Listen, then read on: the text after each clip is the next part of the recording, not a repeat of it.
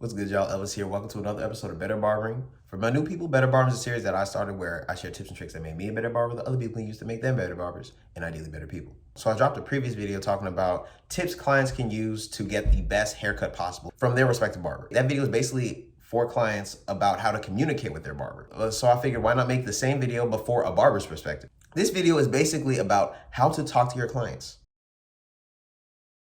First things first, there's two very important parts when it comes to doing business with clients.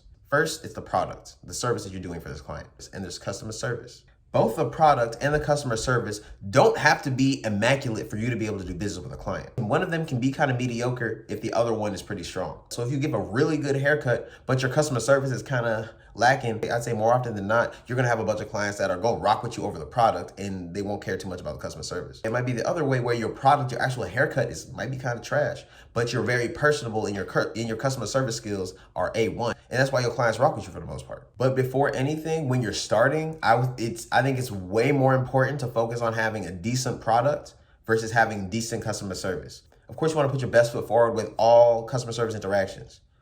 But I would say it's more important having the fundamentals of being able to give a good product or service before worrying about the nuances of being personable and conversation with clients and all that kind of stuff. I think it's more important to optimize the service that you're providing for your clients to fit what their needs are before you worrying about what they want in an ideal barber. You feel what I'm saying? Because most people like the idea of being friends with the person that's cutting their hair, but they care more about the barber being able to do the job effectively before anything else. You want to be able to put yourself in your client's shoes and understand what they're looking for. Some people, their relationship with their barber is very one-dimensional. They're the person that they pay to make their hair shorter. Some people are a lot more invested in their relationship with their barber. That's their friend that happens to cut their hair. And some people look at a barber like a haircut plug. They don't have any real loyalty to any specific barber. They just go to the person that has the highest quality at the highest level of convenience for them. It's not that much of a personal relationship. All right, now to the actual conversation with clients. Most people can't tell now, but I'm a super big introvert. I'm not a people person. I like being by myself all the time. Honestly, I can go several days without talking to people. I'm cool.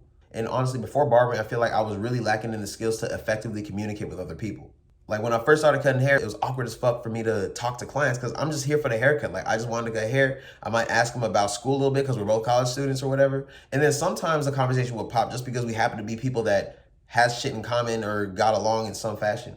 But more often than not, I was just having flat, boring-ass, repetitive conversation with people. Because even though I'm personally comfortable with silence, I know a lot of people aren't comfortable with silence. And I felt like I had to overcompensate for my lack of interest in conversation, but then also just lack of conversation generally. My go-to advice for anybody that's struggling to build their conversation skills with clients, I would say the hack that I have is I just come up with a script. Not a bunch of like scripted responses I reuse all day, but like, if they say there's some relevant current event thing going on, I'm gonna have a few topics for the day I'm gonna touch on with clients just to start conversation. But the key that I wanna give y'all is not to just start conversation for the sake of starting conversation. Don't talk about things just for the sake of having something to talk about. Now I know what I'm saying sounds really contradictory because that's the point of small talk, just to fill in silence. Like I personally hate small talk and I do not tolerate small talk. I'm so anti small talk because I don't like it, but then also when people engage in small talk, they're missing out on opportunities to make some kind of authentic connection with people. Because out of everything you could talk about, why y'all talking about stuff that y'all both are not interested in? Like, I'm not big on sports. Like, I get the appeal. Like, I can watch a game and get into it. I would never go out of my way in my free time to watch a game, personally. That's just me. I just don't like sports like that. But I work in a sports barbershop. There's sports paraphernalia everywhere. People always talk about the last game that happened, the game that's about to happen. And just being a black guy who's a barber, most people assume like, oh yeah, he knows sports.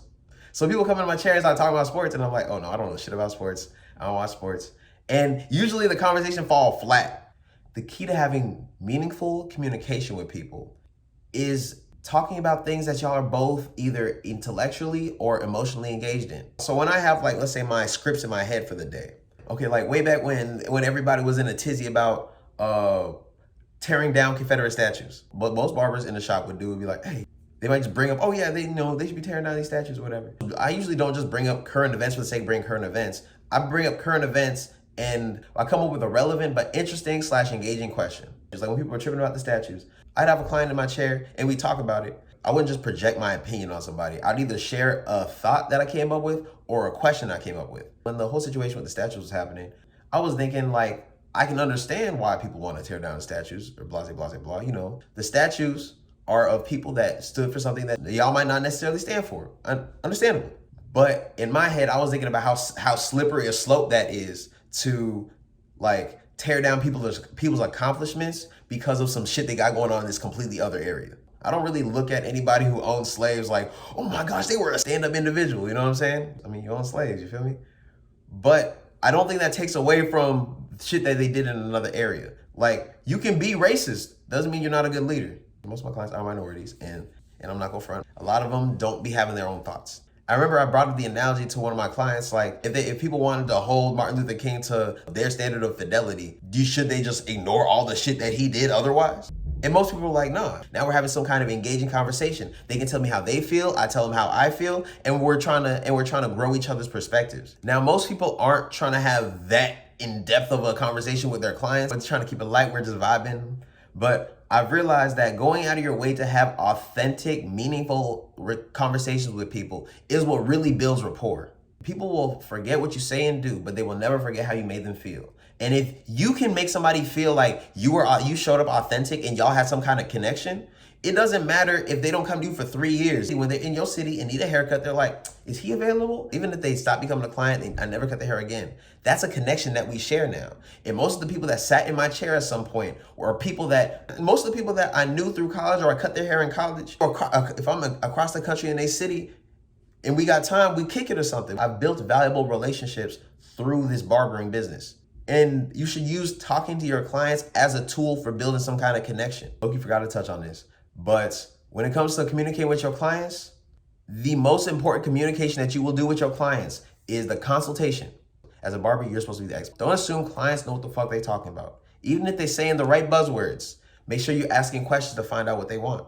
I have hella clients that come in and they just tell me to do something that another barber told them. The general names of haircuts does not give that much description. Like, I could do 10 mid-fades all day, but they will all be different because they're customized to each specific client and what they want, their head shape, their lifestyle, all that shit. And a lot of times clients might just ignorantly tell you a bunch of shit that they think that they want. And then you put it on their head and they realize, oh, I want it tweaked here, I want it tweaked here, and all this other stuff. A decent product holds way more weight than decent customer service. So focus on the quality of your communication and making sure you get as close to the product that your client wants as possible. It doesn't really matter how much y'all got in common, how much y'all vibe, if you did not deliver what they asked for. All right, that's all I got for today. I appreciate y'all watching. If you got any game you feel like is gonna help you with your clients, go ahead and let me know. If you have any game to add to this, drop those in the comments below. If you got any value, go ahead and like and subscribe. If you haven't already followed me, go check me out on Instagram as well as TikTok at Cuts by Elvis and at Better Barbering. Appreciate y'all again. But till next time, craft over clout. I'm out.